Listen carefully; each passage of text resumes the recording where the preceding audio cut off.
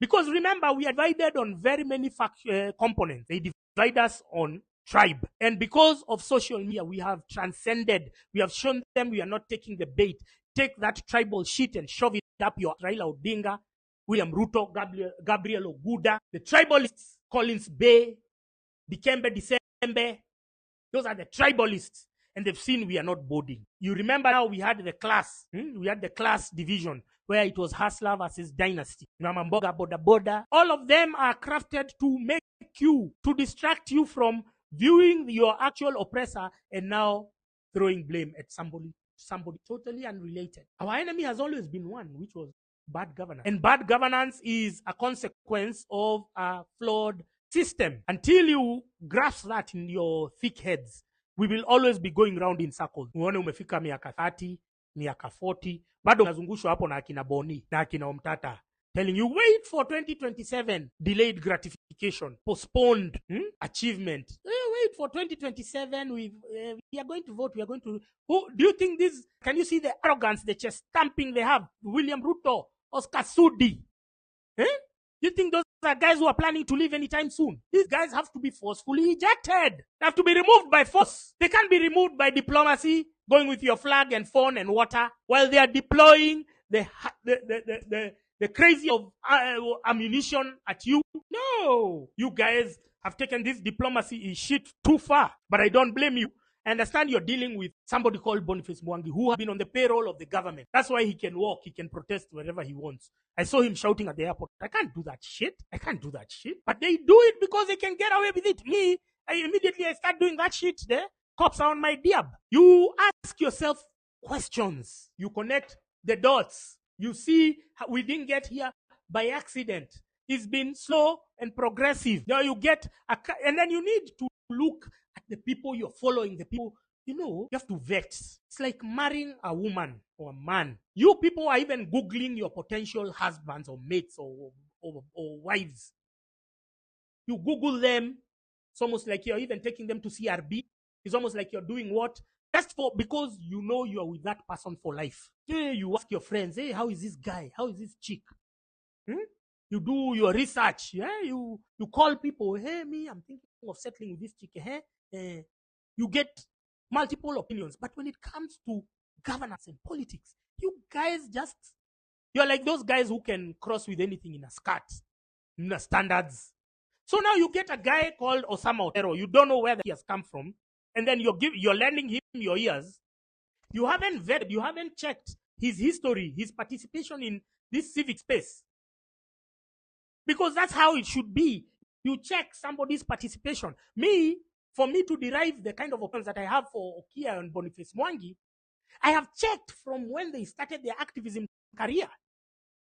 And I have seen it is during the same duration that Kenya has regressed. I told you, we are now a de facto one-party state because these guys have paid the judiciary, they have paid parliament, they have paid the media is on their payroll. And if you don't believe the media is on their payroll, just look at the journalists who have crossed over and are now propagandists in the government, working in various offices, starting with the biggest snake of them all, Mohammed Hussein, who is in State House.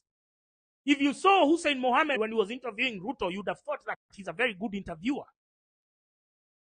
But that was just the Kini Macho. They were playing with you so that you may think that he's an astute journalist, but in essence, it was pre-scripted questions which Ruto had in advance. So he could answer them in a way or in a manner that hoodwinked you idiots to believe that he's a good candidate. And you were able to forget momentarily that these were ICC criminals, ICC suspects, war criminals, and vote for them like a bunch of idiots. So they are both the analysts, they are both the NGOs, which is now Boniface Mwangi, and those fake activists, the ones who stage themselves to be arrested so that the videos can be circulated on the Team Courage WhatsApp group, which is populated by the media idiots who will make it trend, and so it will deter you from participating in protests today and tomorrow. You understand the chain of events. And whatever I discussed yesterday happened today.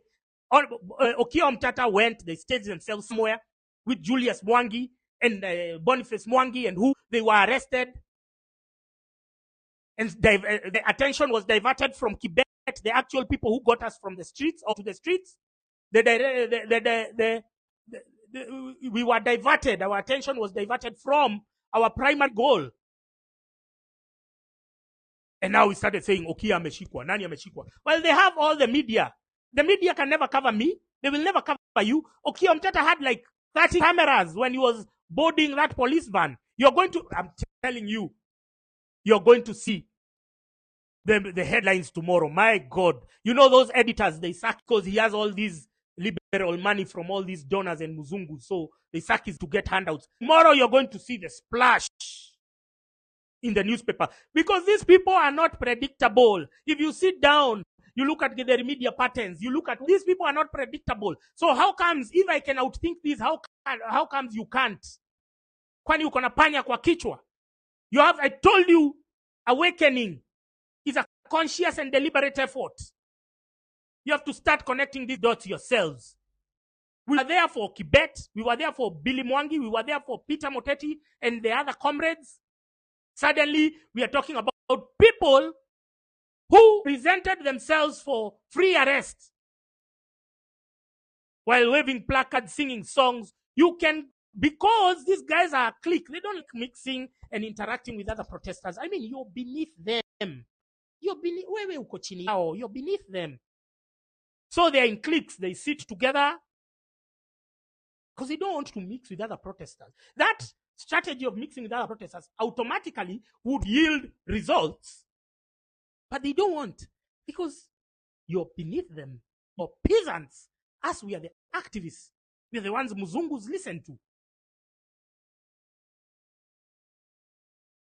So that strategy has been employed since time immemorial. It has never yielded any results. Why would we still keep on holding on to it?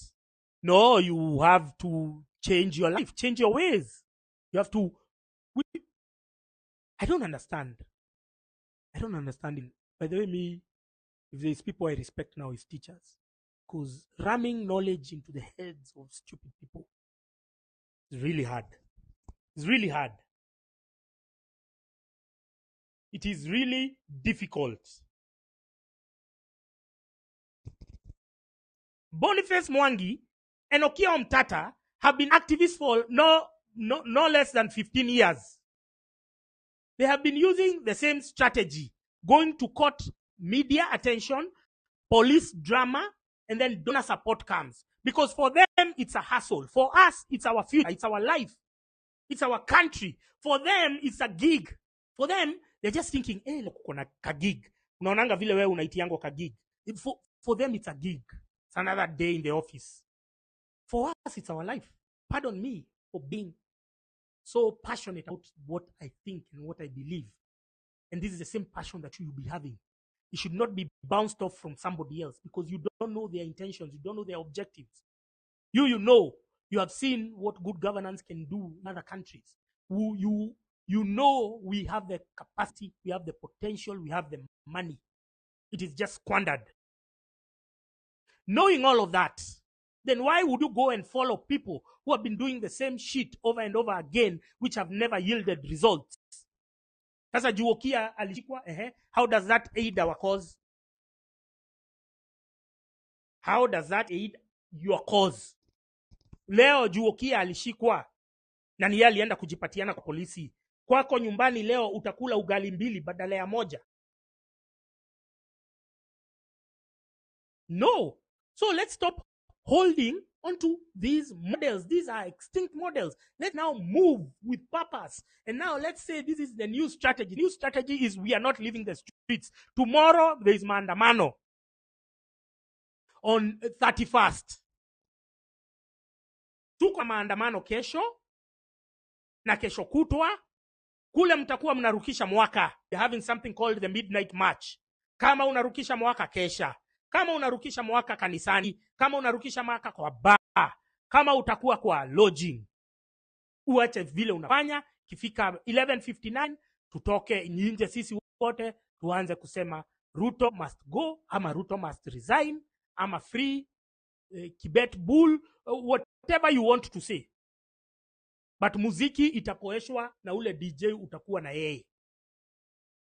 Mutoke Wenye mutakuwa karibu na State House munaweza enda. Wenye mutakuwa karibu na kwa governor's residence munaweza enda.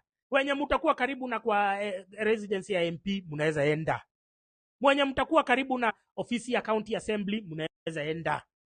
Any elected official, any government official, you are at liberty tomorrow evening to start marching to their place.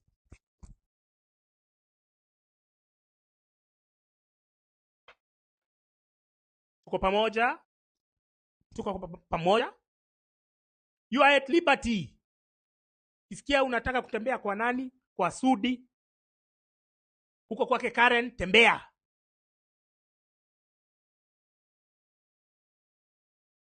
Because these guys are stealing our tax money and they are vomiting on our shoes. It's bad enough that they are stealing it, but now you're coming to insult us, to tell us we are misbehaving on social media. Have you become moral police? You're now trying to police our social media activities. Mauma nyinyi. So they have captured all the tenets of democracy. They have captured the legislature, the judiciary. They have captured the media. They have captured commercial activists. They have captured trade unions. Obese buffoon Fred Matiang'i, not Matiang'i, Francis Atwoli is now super wealthy. Why? Because he sold out the workers. And even the other trade unions which are below court to their soul, all of them have been paid that they cannot challenge this old fossil and remove him out of his position. He's been there longer than any dictator in Kenya. And they cannot challenge him because that's how the money has spread downstairs. So they have captured all the components, all the tenets of democracy. So Kenya is now a de facto one-party state. Get that in your thick heads. And the last bastion of democracy, which is giving them grief, it is social media. That's why they are waking up every day, social media, social media. And we have to expunge, we have to weed out the people who have been planted by the government to come and derail our organic conversations. We have to deny them clout. We have to deny this idiot, Osama Otero. You have to deny Boniface Mwangi. You have to deny Hanifa. You have to deny Aoko. Aoko staged her own abduction. You listen to her, that chick is so senseless. You see her tweets, she'll never be definitive on any particular topic. It's just, hey, long words, meandering and meandering. You say, can we see you doing Ruto as go? No, you'll never see. But we have the numbers, we have the clout. You have taken back your power. So you don't need to follow these characters, whether for entertainment or otherwise. You don't. It's not necessary.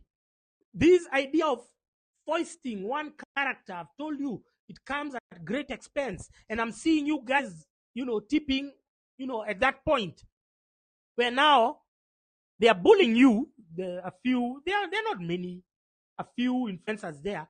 Okay, okay. We want institutional overhaul and transformation. If that is not based on an individual. So even Ruto stepping down because he's going to the pressure that is in the country. If today they deployed last week their key propagandists, Boniface Mwangi, Osama Otero, they were so sure that we cannot stage a protest without their participation. But it has happened. So it's indicative of the anger that's brewing down there. And so your duty is to not relent. Your duty is to not give up. You only have, I've told you, the South Koreans, a country with wealth beyond our imagination. They even loan money to Kenya. They live a higher standard of life that we may never even live in this lifetime. They have everything that we may wish for, but they are still on the streets saying this guy must go. They have subways. You guys are using those Samsung phones. They are from South Korea. You're driving those Hyundai cars. They are from South Korea. But those guys can still go to the streets. Where unaishi pipeline, Mavi iko inko, wewe umetosheka na maisha. Wewe kama umetosheka, mimi sijatosheka. So don't judge me when I do the shit that I do. Wewe kama maisha yako ni kukula jaba kama umbwa, kama ng'ombe, jaba, ukisikiza story zimeplantiwa hapo na NIS, that's your shit. So don't judge the rest of us who decide to rise to the occasion. Don't judge us. And don't come and tell us, oh, Gaitho siku kuona kwa streets. For you, the streets is the most important thing. Your most important civic duty that you've ever undertaken. Us, we've been doing this shit for years. Ni vile amujui, and we don't need to keep on shameless self-promoting. We are not the Boniface Mwangis and Hanifas of this world. You hear? So it is incumbent upon you not to give up. Forget about the idiots of pipeline. They are comfortable living in sewage. And what pipeline imemwambia, even when a new government will come, walai hakuna mtu atamshughulikia. Kwa sababu nyinyi mmeonyeshana, you're okay. You're okay with that life. Sasa kama mko okay, nani atakuja huko kumkomboa? You're okay.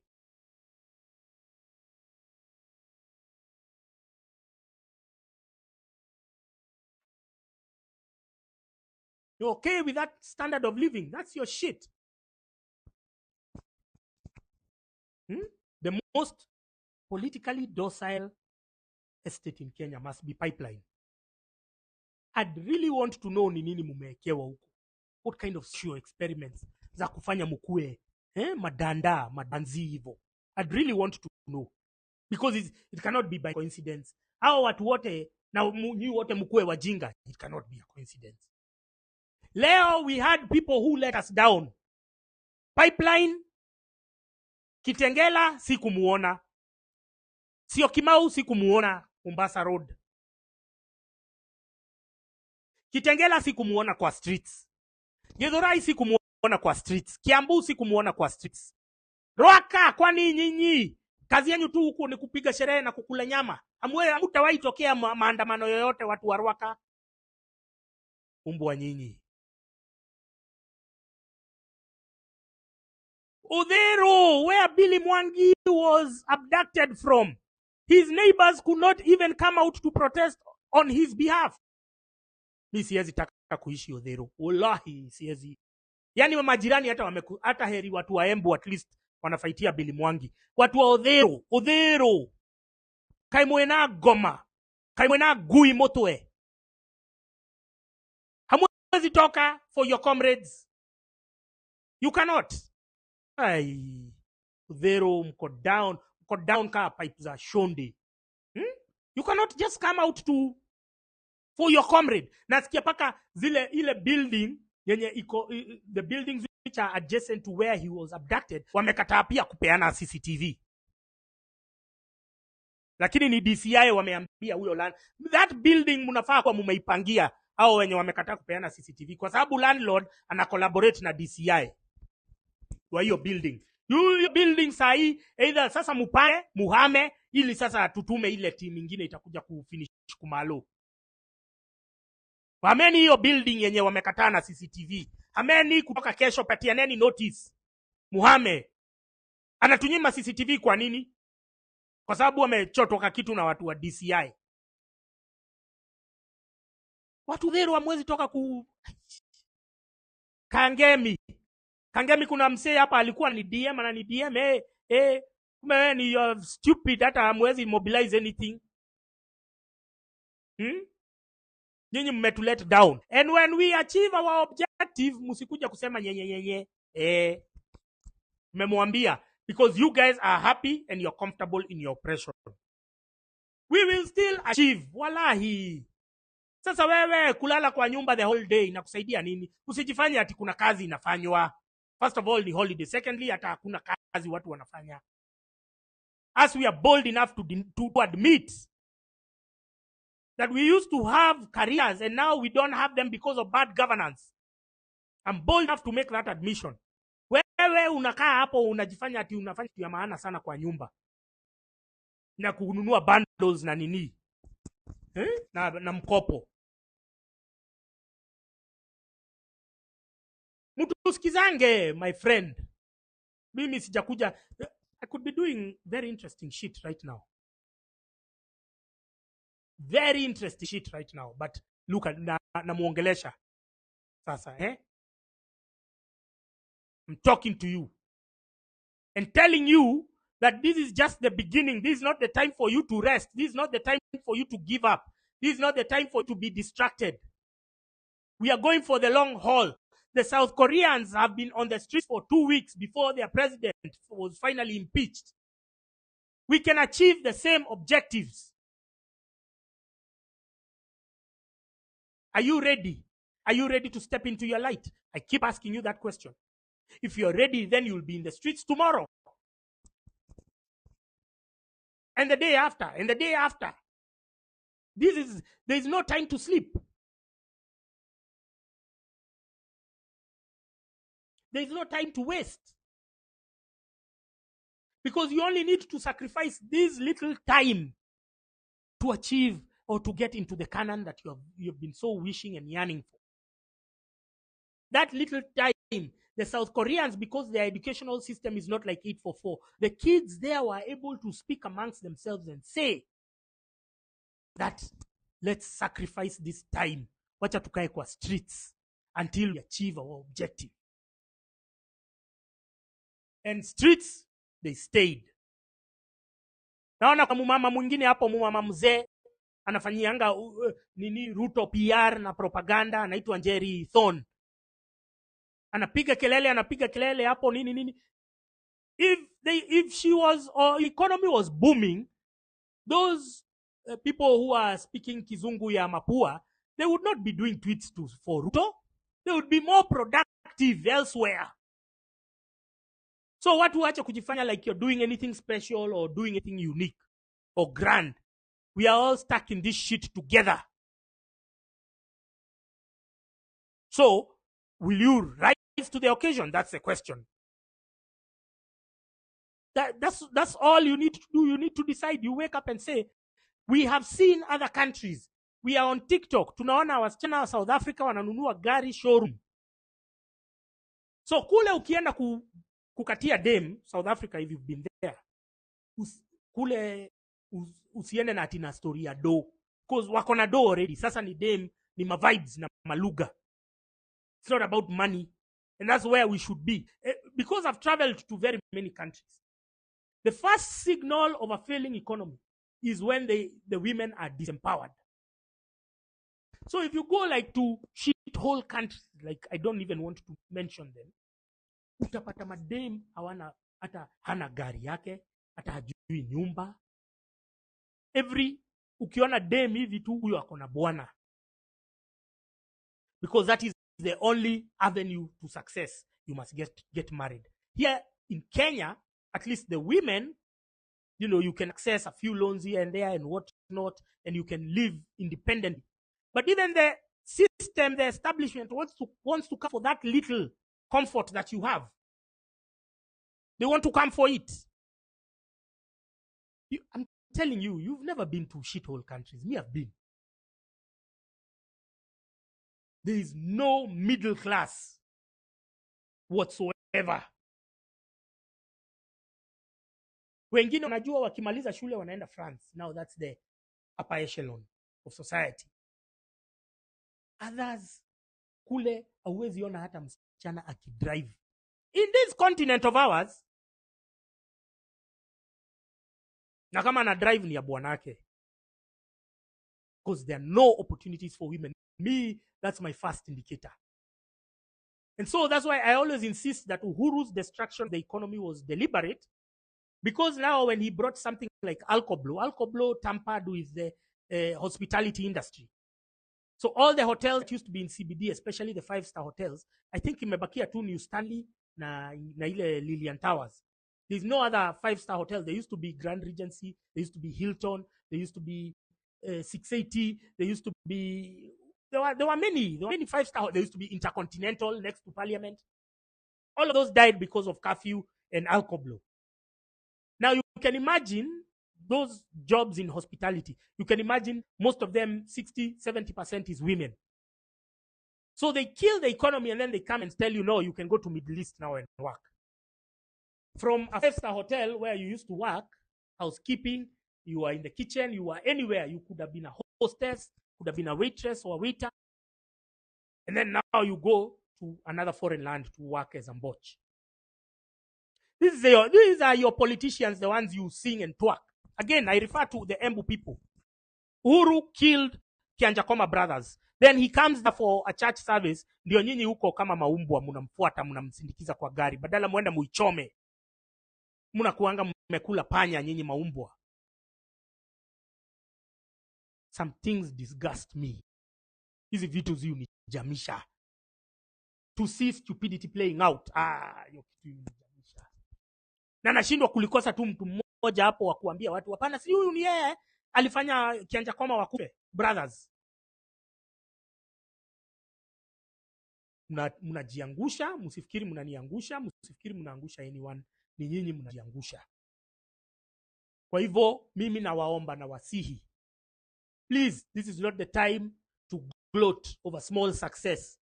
Yes, you appeared in CBD today and you did an amazing job. This is just the beginning. Just like you have gone through difficult times in your life, you went to high school, you went to what, all of those campus, you studied, you did what, all of those required commitment, dedication, perseverance, patience. Now me, I'm giving you a game of 1, 2, 3 weeks if you're ready. Now in those 3 weeks, you can sort yourselves out for life. But if you go home like you did in June 25th, you're going to find yourself back to square one. Like now we have found ourselves back to square one, where Ruto had convinced you that he's a changed man. He's going to what? He came to Osama's space and said, I'm going to look into it, what. But we are back to square one. In fact, the abductions have escalated since. All because you failed to seize the moment on June 25th. Will you fail to seize the moment right now? Kenyans on X, Kenyans on TikTok, will you fail to seize the moment right now? Will you be distracted? Will you be tired? Because this is going to be your daily routine. Utakuwa unakaa kwako, unaogopa kama nyumba itavunjwa mlango ili ukuje uabductiwe. Hivyo ndivyo unataka kuishi maisha yako milele na milele. If the answer is no, then be prepared for the journey. And sometimes the journey is more beautiful than destination. All these, they're very enlightening and awakening because we are learning more, not just about the politicians, but ourselves. You are learning about the fickle nature of human beings. People can sell you out, people who you think you trust. And those are lessons that you can carry to other facets of your life. So this is not just, we have the objectives, the agenda of getting rid of the president, but there is a broader, there are broader returns that we are going to be experiencing. So, if you're prepared, then let's move forward. Don't think this is a time to sleep. Don't think this is a time to rest. Don't think this is a time to celebrate. There is nothing to celebrate so far. We are taking our wins and moving. You consolidate the wins. Like now today, what you did, you consolidate and move. Now the people who are in the streets today, you have motivated others to be tomorrow, because everyone operates on based on because they saw that, because you posted. If you haven't posted your videos, post. It is important for your friends to see that you are actively participating in the civic process. And then you move. We consolidate those gains. Tomorrow we are back on the streets. Don't go looking for Gaitho ayuko, Gaitho ako wapi. You're being told to write those comments by state-sponsored propagandists because they know how nimewapiga stick yao yote. Nimewapiga stick. And let me tell you, when I was arrested in August, I was arrested on August 7th, just before Nane. Because why are they making noise about social media? Kwani ni nani wamearestiwa sahi? Si ni watu wa social media? Nani wako abducted? Si ni watu wa social media? Because social media is the last bastion of our democracy. Social media is where we come to exercise our democratic rights. Everywhere else they have captured. Everywhere else they have significant control over. So social media is giving them sleepless nights. So where else is it best to these guys other than social media? So if me, I'm good at social media, why do you need me on the streets? You see, these are the questions you should be asking this. If I'm good in social media, if I'm giving these guys a run for their money, they have a team of 50, 100 propagandists and I'm shafting them a good one. Mbona unanitaka kwa streets? Ili nini? These are the questions you should be asking yourselves because we are different. We've been, we are partitioned. Kila mtu ako na role yake. Kuna watu wako diaspora wanatusaidia one way or another. Thank you very much to the Kenyans in Australia. I saw you protest. That was amazing. I don't know where the Kenyans in the other side of the diaspora, in America, in London. Let's proceed with, because this is, don't forget, this is not a one-day event. This is now going to be our routine. Na munaendanga huko munaambiwa, and I told you the NIS strategies, they plant people, they tell you, sasa ukienda kuprotest utakula nini?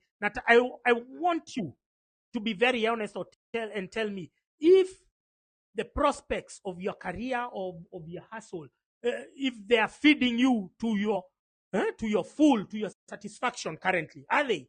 They are not. So why would somebody tell you to go home at you end utafuta chakula? Because many people live hand to mouth, paycheck to paycheck. Why would you imagine that now you've gone home ati mambo sasa itakuwa shwari? It will never be until you take the bold step. You understand? So going home is not an option. Going home is not, please. Your money is shrinking. Your opportunities are diminishing. Your livelihoods affected. Your marriages. You know, the first thing when you start running out of money, you start beefing about money, your marriage becomes the first casualty. We cannot even live happy married lives because of the economy, the way it has been wired and stacked against us. So knowing that, are you ready to go for it for yourself? Don't go looking for somebody else. Are you ready to go peke yako useme ni mimi nimejitokeza because of me and my kids? At some point, once everything stabilizes, I'm telling you, you'll be going for those protests with your kids. Everything will stabilize. Relax. Sahi ndio unaona kuko na vuta ni kuvute. But and then now we come, we exchange notes, we analyze where did we go wrong. Because we weren't doing this in June. Now today I'm telling you, where did we go wrong? Okiya Omtata came, akaenda kushikwa. We forgot about Kibet. We now focused on Okiya Omtata. Why? Yeye ni yeye alijienda kujipeleka kwa mapolisi ili ashikwe. Na wakakuja na Boni and that bandwagon of losers. Na Julius Kamau na nani.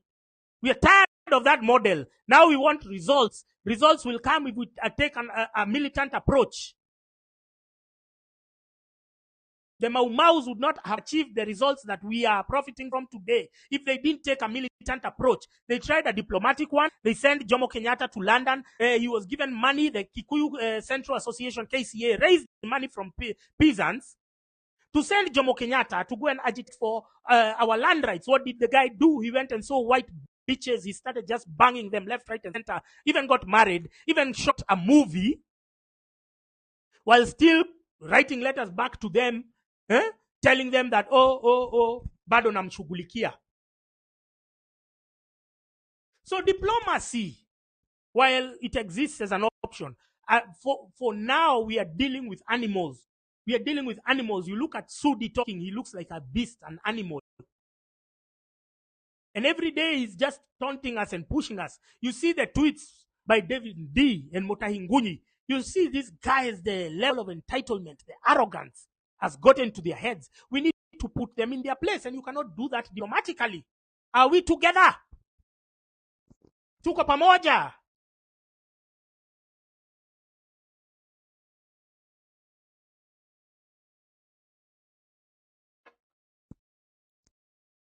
We cannot do it. We cannot extend diplomatic courtesy to undiplomatic, to terrorist characters. It's a self-defeatist undertaking. So are you ready to focus? Are you ready to deal with the issues as they are? Are you ready to appear in the maandamano every day for the next 2 weeks or 3 weeks? Are you ready? Or do you want to remain in your comfort zone? Do you want to be like the people of Pipeline Estate who are happy with raw sewage flowing outside their homes? Are you happy with like the people of Githurai who are surrounded by a lot of bad governance? Do you want to be comfortable? The people who know good governance, they know the incentive of going to the streets. But the hand-to-mouth people, the people who earn less than $1 a day, we see them in the statistics, and they think that the middle class will forever be there to be giving them jobs as watches, as mechanics, as a what. Then the middle class are the ones who are being targeted. They are the ones who are being overtaxed. And you think that guy will be there to be patronizing your butchery. So that's why you don't want to participate in the protests. You're deterring, you're discouraging even your own kids from participating, even your own friends, because you think you're better, because you think that the peace that has allowed you to make a few coins from an oppressed people will be there forever. Let me tell you, the presence of peace is not the absence of war. Just because there is a semblance of calm does not mean that we are all happy. We are very sad, we are very oppressed, we are very broke. All this money is being hemorrhaged by our politicians. They are wiring it to foreign nations, to Cayman Islands. And we are here clapping for them. Every time they stand up to speak, I don't know how they always find an audience. Watu wa Bomet jana. Nini mulikuwa mnasikiza Ruto? Nini mpya alimwambia hamjawahi sikia? Why would you go and listen to such a juvenile nincompoop? Mnatwanga mtu na mawe anaondoka huko. Mnatwanga mtu na mawe anaondoka huko. So this is the penultimate moment. This is the crossroads. This is where you say do or die, you have to sacrifice. Mambo ya maandamano isiwahi kutoka kwa kichwa. Usiwahi kuja uambiwe na Boniface Mwangi eti tungojee mpaka next Monday, kwa sababu hiyo delay ati mnaenda nyumbani ndio inafanya sasa steam zishuke. You're supposed to be, from now henceforth, you're speaking the maandamano language. If anyone around you is not speaking that language, you discard them. Unamua chomoe haraka haraka. You understand? Umesikia? Ni lazima nishinde hapa nimejirudia. Lazima nishinde hapa nikibweka kila usiku kuambia what you already know. Hii vita yetu si yote, sisi zote. Si ati upatie mtu mmoja pesa ufikiri ati umefika na ule mwingine ufanye nini. No! This is our fight collectively. This is our fight collectively. Please rise to the occasion. Please know that it's your fight. Know that it's your responsibility. Know that it's your future, children's future that you're fighting for. You're not going there as mob psychology. Umeenda kutafuta nani yako huko ati unaenda kufanya roll call. Unafanya roll call, nani amekuandika kazi ya prefect? Nani amekuandika kazi ya captain? Watu wengine mko na kiherehere, nyinyi hutu tu vijana tu voice twa nini, twaokia mtata. Tuko na kiherehere lakini watatulia. Wataona vile kunaendanga. They'll understand what's going. Hiyo kiherehere yao itatulia. Kwa hivyo asanteni sana. Kesho tuko kwa streets. New Year's mnajua. Please, fika New Year's uanze maandamano. Mahali utakuwa uanze maandamano hapo hapo. Mkikosa mahali ya kuenda muingie police station. Upate OCS, umwambie sasa tuambie nini unataka. You go anywhere, governor's residence, MP's residence, senator's residence, MCA's residence, county assembly offices, you stand there.